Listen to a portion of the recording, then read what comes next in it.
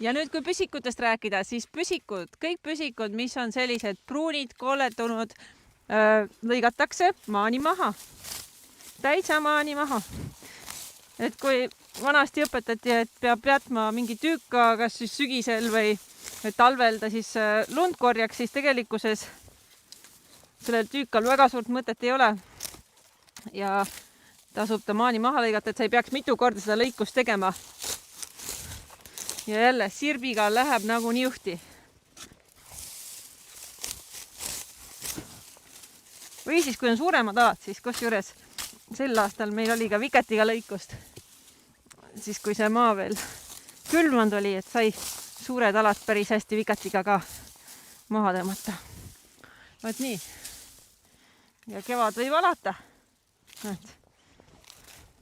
Kõik ploksid, kõik lähevad maani maha.